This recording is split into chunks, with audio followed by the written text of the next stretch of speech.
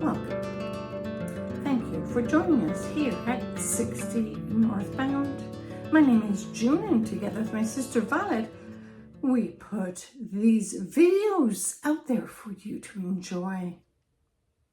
We try not to make them too long so that it is easy to go through. Today the video is going to be about tax-free savings accounts and registered retirement savings plans. Now, these products in of themselves are quite complicated, and no two people are alike. So before I even start, I'm going to say, please go and speak to a professional, someone who knows about these products. Certainly, yes, I have worked in financial institutions, I've worked in banking, I've worked in financial planning. I may know a thing or two. I hold no license. Please ensure you know that. Important to speak with someone that understands these products and can discuss with you about them. So the tax-free savings account, or the acronym is a Tfsa, and I'm sure many of you have heard of it. And the other one is a registered retirement savings plan. Now, important to note that there's a difference in how they're handled from a tax perspective. And if I haven't lost you by now, thank you. Thank you for staying with us. Tax-free savings account, or TFSA, as the name would suggest, is an account where you put money, and anything that you take out of it is tax-free. However, there is a limit to it, and I will get further to that. And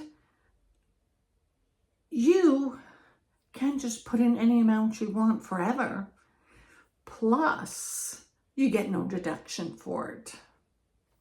The RRSP, or Registered Retirement Savings Plan, is based on your earned income. So you have to have some type of earned income to contribute to the RRSP, and that is roughly 18% of your earned income for the year that you can contribute. Now, with this plan, everything you contribute to, the allowed amount is tax deductible. However, when you withdraw from the plan, everything is taxed. And as we're aging, this is critical. So let me go on. I just want to review some of my notes, so please bear with me. One thing that I know a lot of people don't really understand is that you can contribute up to $109,000. So let's just say 100. If you've never contributed before, 100,000 of money that you can put in that tax-free savings account. Whenever you withdraw the money out, no tax. Now, there are varying options. As we know, this is not limited to just guaranteed investment certificates. There's mutual funds, there's stocks, bonds, combination thereof. Again, this is where it's important to have someone that you're comfortable dealing with. So a lot of people who maybe get an inheritance or they sell their home, they're at that point, maybe they will, and maybe a thought is, put that in your tax-free savings account. Put the amount that you are allowed to. Like, it's a little more than 100, but we'll say 100 if you've never contributed before. Now, the RRSP, as we said, is about 18% of earned income. But each year, the government sets the amount of what you are allowed to put into a tax savings account. It's been around $7,000 a year. That's not a guaranteed amount. That's just roughly what it's been the last few years. So that's something to consider. Now, with the RRSP, Registered Retirement Savings Plan, in the year that you turn 71, you must convert that to an income stream of some sort. Most of the time it's a RIF. There are other options. Again, I'm not here to discuss what so many options are, most of the people will pick a RRSP. And again, speak with a financial professional. So the RRSP allows you to withdraw money quarterly, monthly, annually. And there is a minimum amount that you must take based on your age or the age of your spouse, if he or she happens to be younger, and if that's the route you should decide to go to. What many people forget is when the money comes out of that RRSP, every penny is taxable. And I know people get frustrated. I've paid taxes forever. Why am I now paying taxes on this? We are terrible because we forget that we received a tax deduction for it so many years ago. So now you have to pay. With a tax-free savings account, you don't get the tax deduction for it. But when you withdraw the money, no taxes. So just to clarify, most of the time, what you put in Tfsa and what you put in RRSP could be the same thing.